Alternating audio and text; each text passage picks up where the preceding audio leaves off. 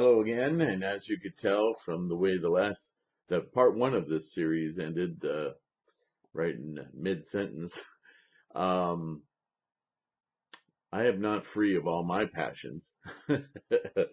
um,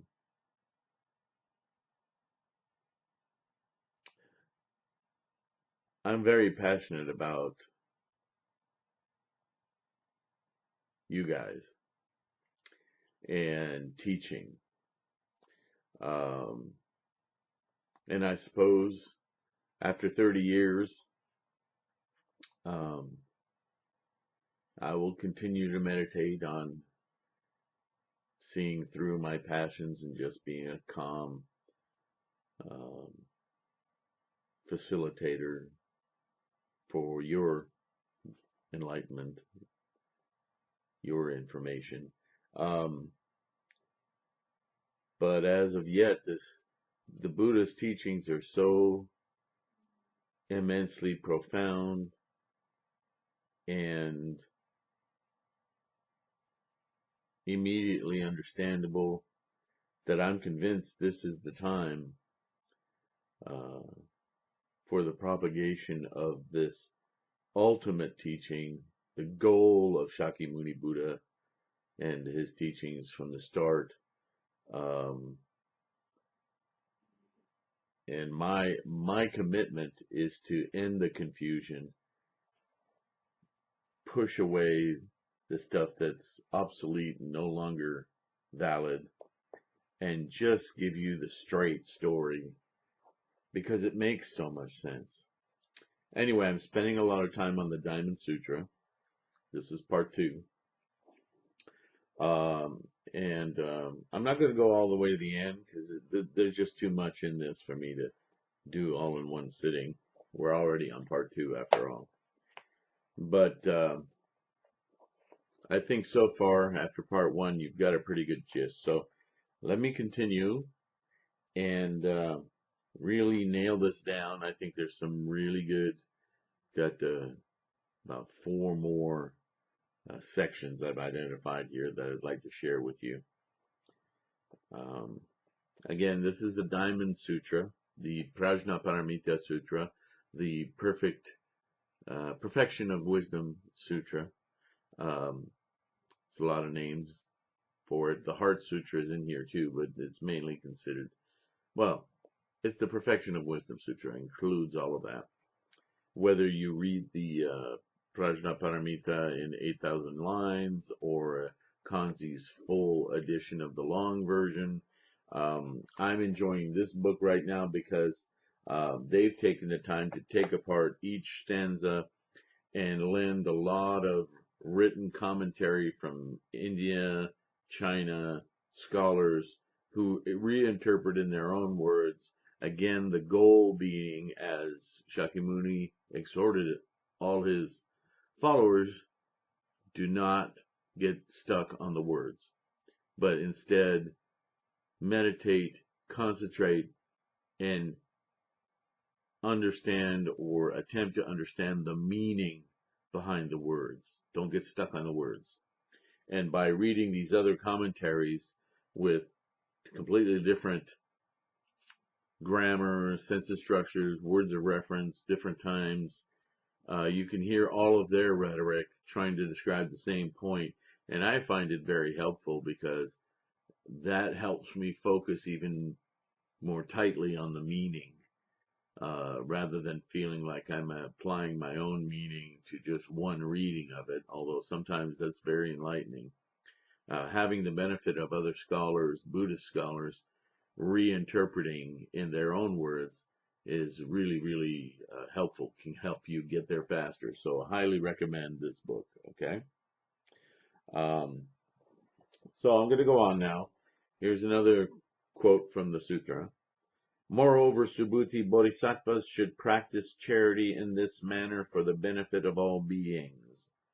And how so? Subhuti, the perception of a being, is no perception.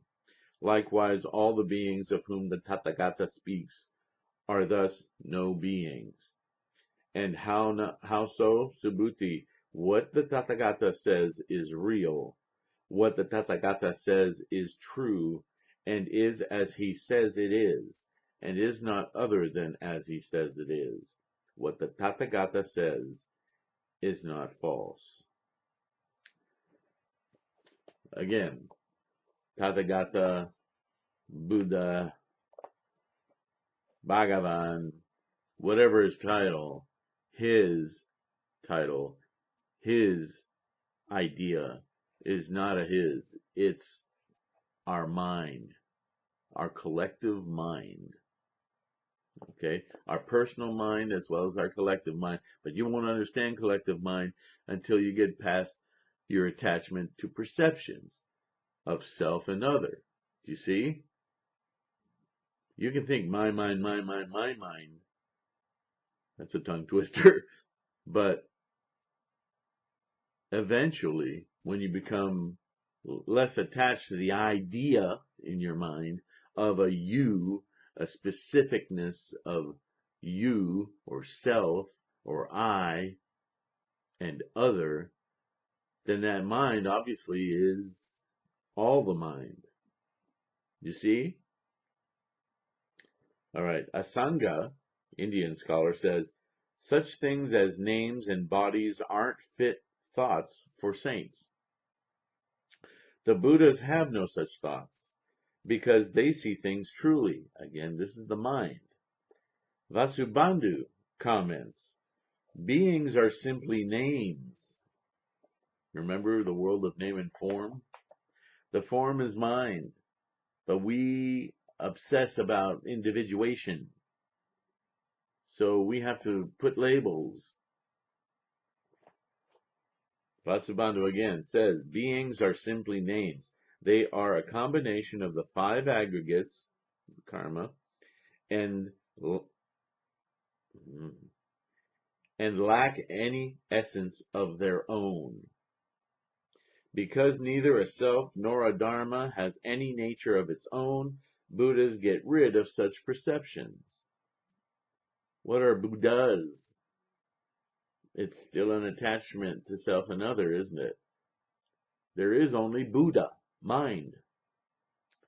Vasubandhu says, the doubt arises, if there is no way to realize the goal, how are we to view the cause of such a goal? Asanga says, the road whose goal can't be reached is still the goal's main cause. The words of Buddhas all are true, and fourfold is this knowledge. Vasubandhu comments, the Tathagata proclaims four kinds of teachings because by means of this true knowledge, he does not falsely teach Buddhahood. What he says is real because he does not falsely teach the four truths of the Hinayana. What he says is true because he does not falsely teach the doctrine of selfless suchness of the Mahayana. What he says is as he says it is, and because he does not falsely prophesy but penetrates all three time periods, what he says is not other than as he says it is. I like the word penetrate because earlier I was trying to get a description with words of seeing past, through, around perceptions. Identify that you're perceiving in your mind, and then look through that perception. So penetrate, good word. Asanga says, their teachings of the vow, the lesser path, the greater way, their prophecies are not fallacious claims. Vasubandhu comments, from the moment Buddhas vow to seek the goal of Buddhahood, they make no false claims, whether in regard to the Hinayana, the Mahayana, or their prophecies of attainment. So here he's clarifying, Hinayana isn't worthless. It's just misunderstood to be the end-all be-all. It's simply a step. It's a black belt, ready to learn. Now that it understands the nature of self, even though it's still attached to it, the next step to fully detach, fully penetrate Buddha, fully be released, is to help others understand. By connecting with others, we unite the mind much further than by simply selfishly doing it for ourselves. The Bodhisattva path opens an infinite amount of liberation, and it is a true penetrating loss of the idea of self or no self. All of it is construct. How much more immense is that? Sheng Yi says, the merit of a bodhisattva who practices charity free of these four perceptions is like space. It extends throughout the heavens. It extends throughout the hells. It extends throughout the realm of hungry ghosts.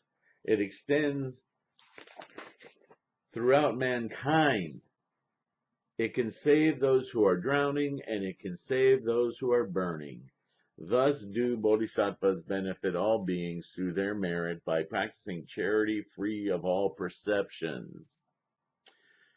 Hui Ning says a bodhisattva doesn't practice charity for his own happiness, but to break through miserliness within and to benefit other beings without. But the Tathagata says that perceptions of self and other are ultimately subject to destruction and not truly real. Hence, all beings are fictions or fictions. If one can get free of the deluded mind, there are no beings to save. But you can only come to that by attempting to do it. Huining also says, what is real, quote unquote, is that all sentient and non-sentient beings have the Buddha nature. What is true is that beings who perform evil deeds will reap a bitter reward. What is, as he says, is that beings who do good deeds will have happy fortunes. What is not false is that the Dharma of the Prajnaparamita produces the Buddhas of the past, the present, and the future. What is not other than, as he says, is that the meaning of the Dharma that is good at the beginning, good in the middle, and good at the end is subtle, and there is no God, spirit, or teacher of any sect who can vanquish or destroy it.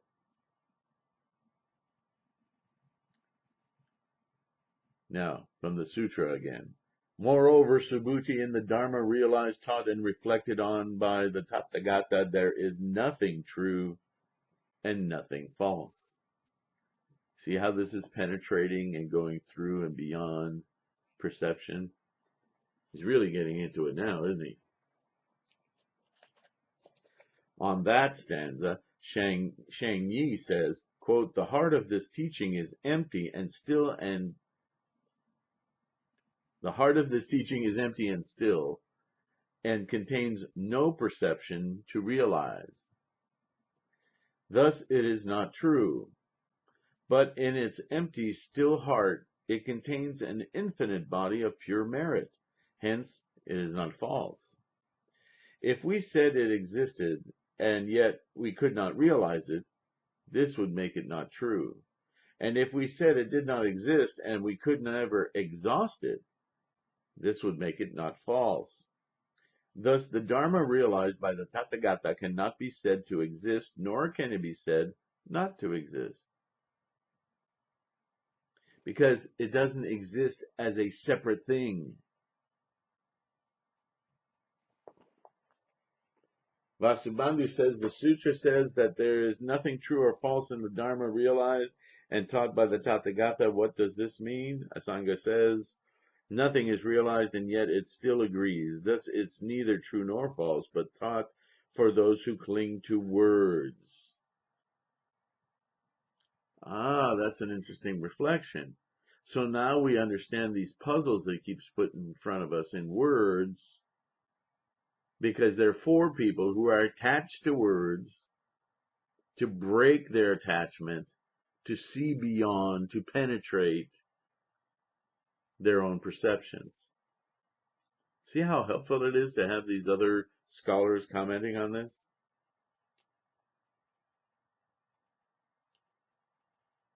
Dao Chuan says, it's the salt in the water. It's the dye in the color. My song goes, it's hard as iron, it's soft as butter. It's there when you see it, it's gone when you look. It's with you every step, though no one really knows it. I'll let you read those. The poetry is interesting, but I tend to stay away from it in these dialogues of study. I don't know, maybe it's because of my own karma. Let's move on to the next one. I'm telling you, this book is amazing. Chapter 15. In the previous chapter, the Buddha told Subhuti that practicing the paramitas of wisdom, forbearance, and charity was possible only if the practitioner was free of such delusions as a self.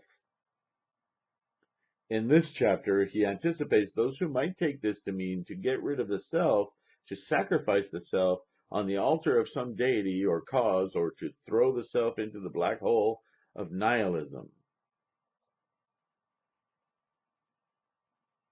Are you listening, Hinayanists?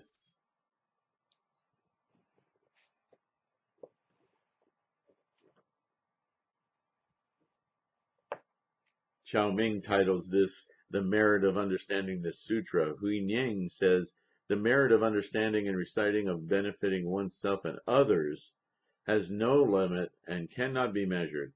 Thus follows a chapter on the merit of understanding the Sutra. Furthermore, Subhuti, if a man or woman renounce their self-existence during the morning as many times as there are grains of sand in the Ganges, and likewise renounce their self-existence midday as many times as there are grains of sand in the Ganges, and renounce their self-existence during the afternoon as many times as there are grains of sand in the Ganges.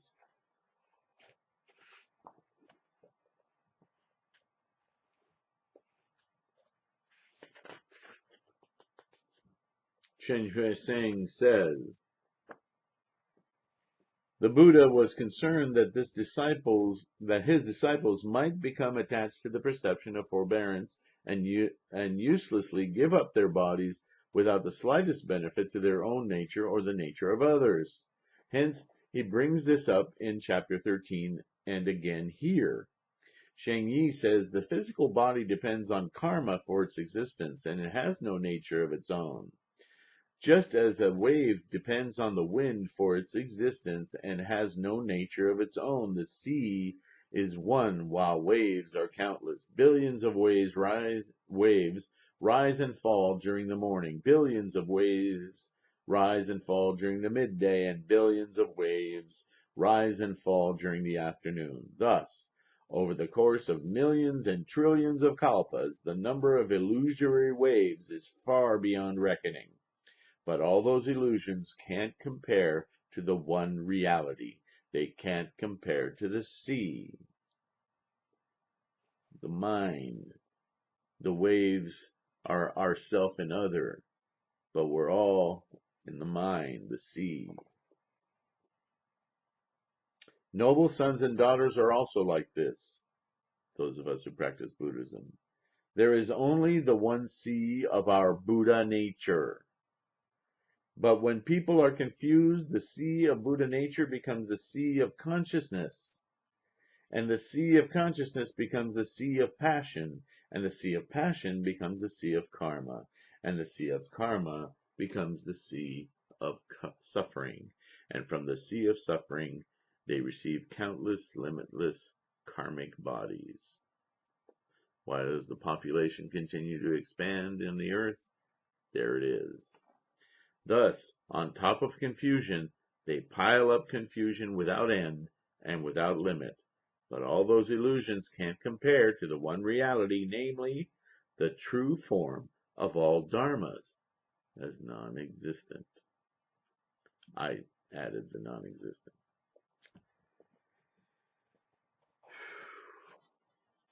think the points are being made pretty emphatic and clear here. From the Sutra, and someone heard this Dharma teaching and did not reject it, the body of merit produced as a result would be immeasurably, infinitely greater. How much more so if they not only wrote it down, but grasped it, memorized it, and recited it, mastered it, and explained it in detail to others. Key.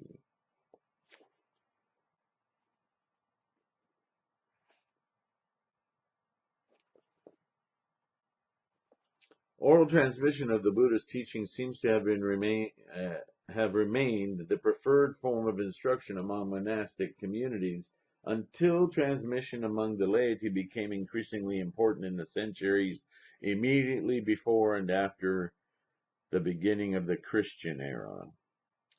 Also, while some commentators suggest that writing is placed first here because it produces less merit than reciting or explaining this sutra, others say it is placed first to emphasize its importance in the spread of Buddhism beyond monastic walls.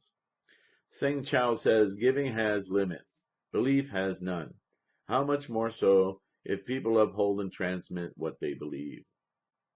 Emperor Wu of the Liang dynasty asked Bodhidharma, I have built so many monasteries and copied so many sutras and supported so many monks. How great would you say is my merit? Bodhidharma replied, no merit. Isn't that a kick in the head? You supported many, you've done a lot of great deeds, but you haven't shared this with anyone else. This is a big point in this sutra too, when you read the whole thing, is the materialistic nature of self and other that the Arhat hasn't let go of yet. You can only let go of that materialism once you have true compassion for others, which ironically results in the negation of the idea of other. That's why it's so important. Until you really have you ever noticed, just in daily life, that like when you're in school, it happens a lot, or your work environment. You see people, and for some reason, you make a decision about them. You don't even know them. That there's someone you don't want to care to know, or that you don't like. You don't really have a foundation for it. Maybe you've heard rumors. Maybe you just decided. And someday, time goes by. Someday you get put in a situation where you have to communicate with that person. You don't even do it on your own. It's just a committee gets named, blah, blah, blah. And all of a sudden you get exposed to that person as they actually are. And your mind sort of sees that, and your brain, your human mind, your mind has to change. And it kind of stuns you. And it kind of has doubts. But over time you start, man, I like that person. And then you have to ask yourself, why didn't I like them? What was the problem? So that's a very simplistic example, but that's a huge shift, isn't it? If all you're thinking about is yourself and your liberation, and then you start getting involved with other people, not just to know them, but to facilitate them coming to these teachings and these realizations as you have. You don't have to have complete realization to do that. The very act of stumbling through your humanity to get them to see something, and the responsibility of that, is a bodhisattva act. So you're on the way immediately. You've made a huge shift. And you may experience all kinds of turmoil just trying to get through to doing that. A lot of people fear, oh, if I say it, I'll look stupid, or they won't understand, and I don't know how to explain it. Just do it. When you first jumped into a pool of water to swim, you weren't an Olympic time trialist. It took time for you to get good at swimming, right?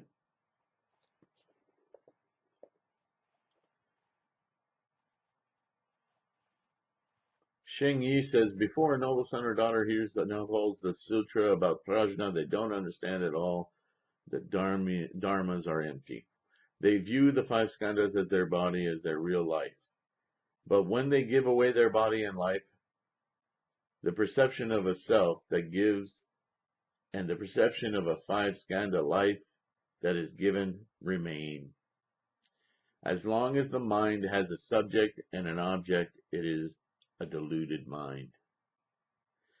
Hui Nang says, if people can hear the sutra and realize its truth, both self and other suddenly vanish, and they at once become Buddhas.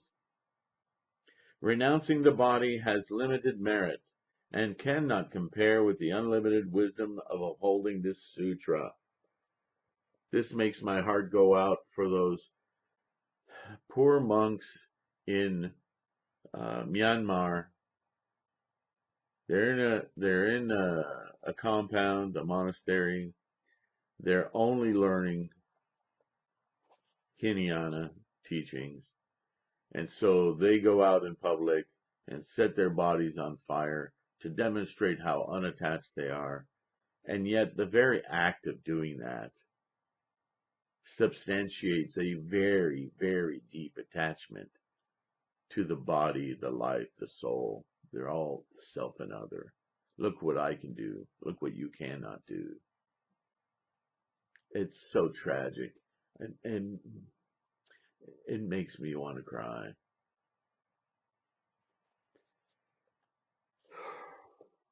Te Ching says the Buddha's meaning is that while prajna contains no words, words are prajna.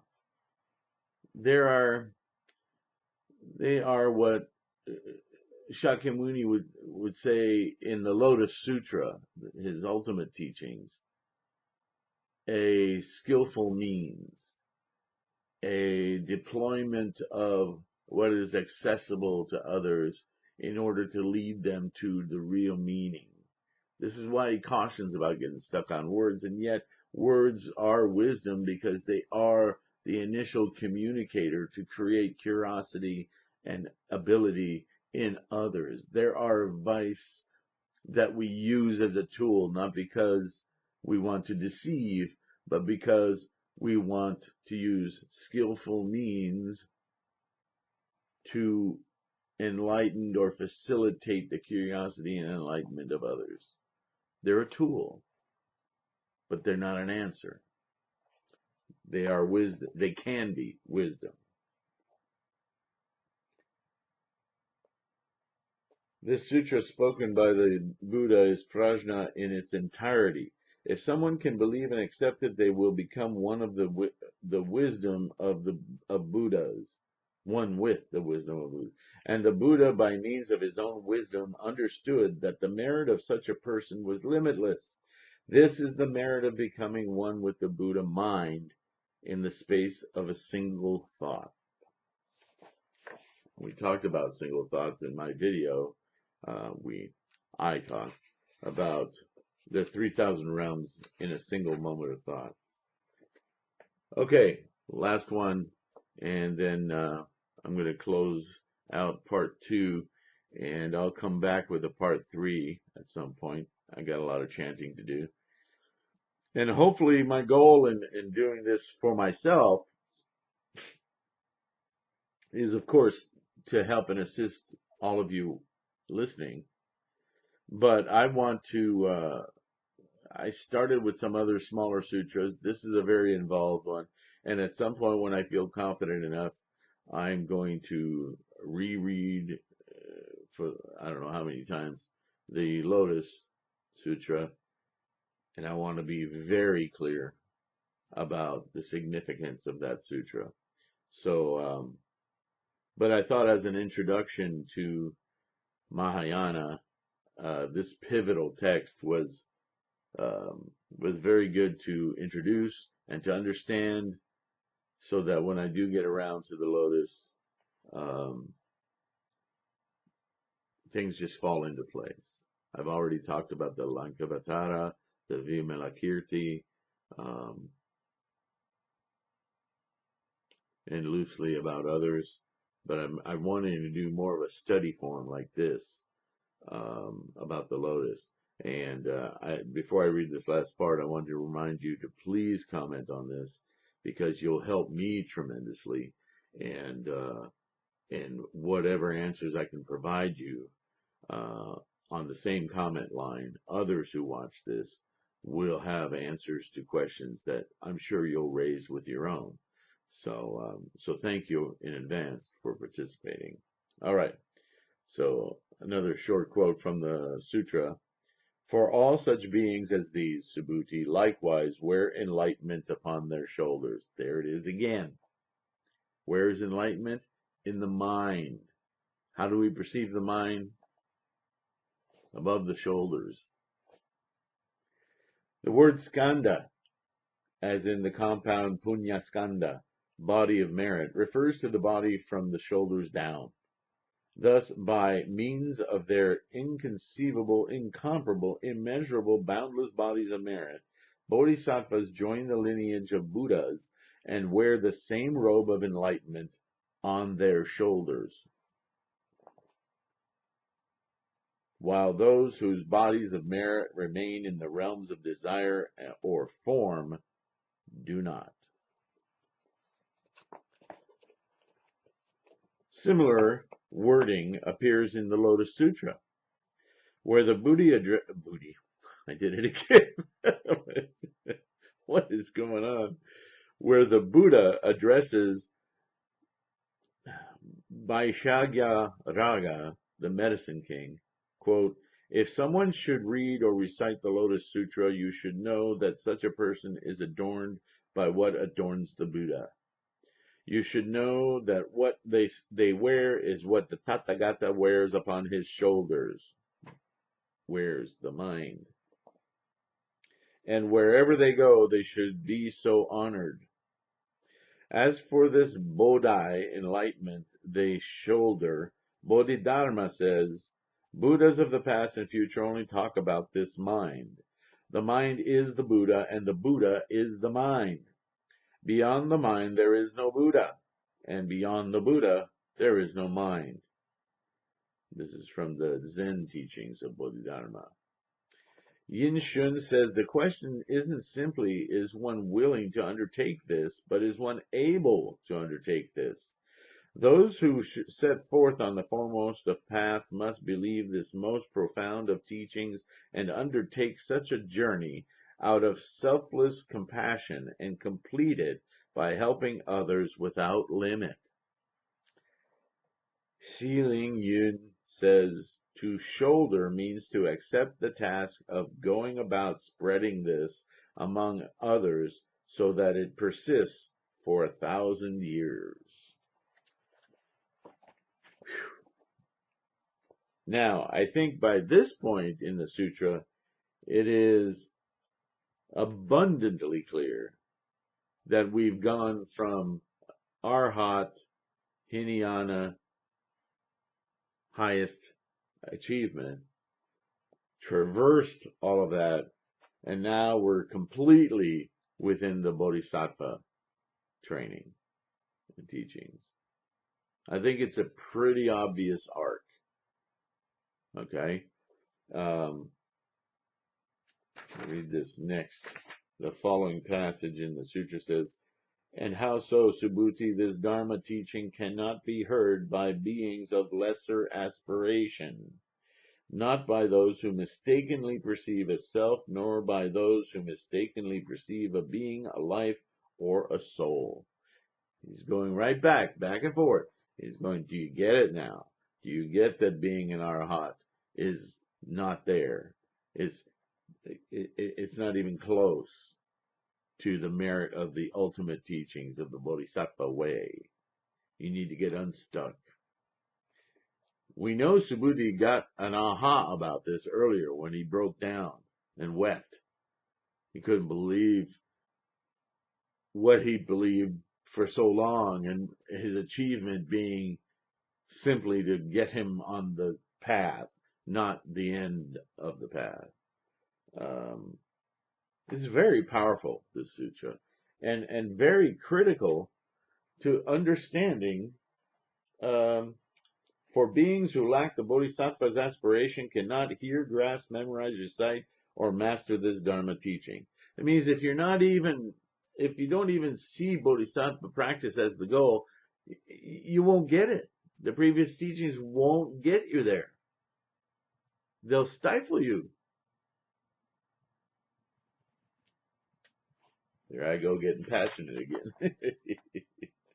Moreover, Subhuti, wherever this sutra is explained, that place shall be honored, whether in the realm of devas, humans, or asuras. That place shall be honored with prostrations and circumambulation. That place will be like a stupa.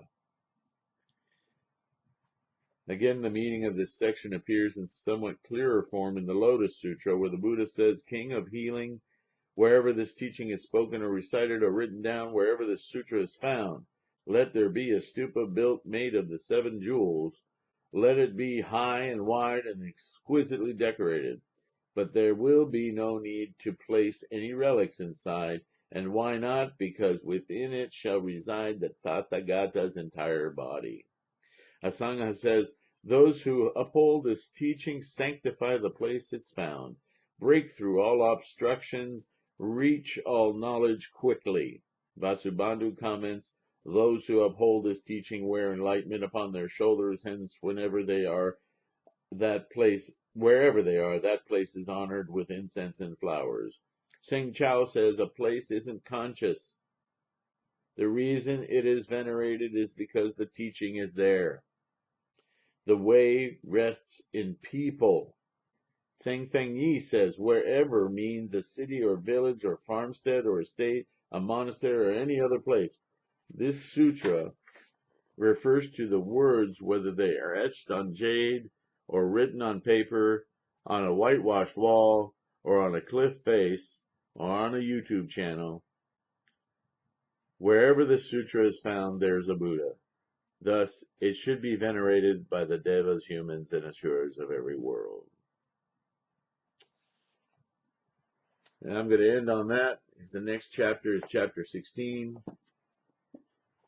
I want to really thank you, as I didn't have the chance to in part 1 because I got cut off. I really, really, really appreciate your watching my videos. I hope that there are kernels of maybe wisdom, but more so that they are encouraging words, encouraging in whatever fashion to motivate you to seek further, study, find out for yourself. I want to quote Shakyamuni again here. Don't follow me. Don't make images of me. I'm talking about Buddha's words here. But still, the same sense is what I'm trying to convey to you is what's important. And if there are any sparks going off in your mind, like, what did he mean by that? Wait a minute, that was interesting. Anything like that, please pursue it. Don't let it go. It's so important for your happiness. We got to save this world, but the only reason we got to save this world, I mean, it'll go on without us, is to save one another. Let's join our minds. Let's be equanimous. Let's appreciate this precious opportunity we have living as humans, because we can perceive. We want to learn how not perceive, but how to see beyond perception so that our perceptions don't control us. That's vastly different. Thank you so much. Daimaku Sancho. Namu Myoho Renge Kyo, Namu Myoho Renge Kyo, Namu Myoho Renge Kyo. Have a wonderful time in whatever day you're in. Thank you. And we'll see each other next time.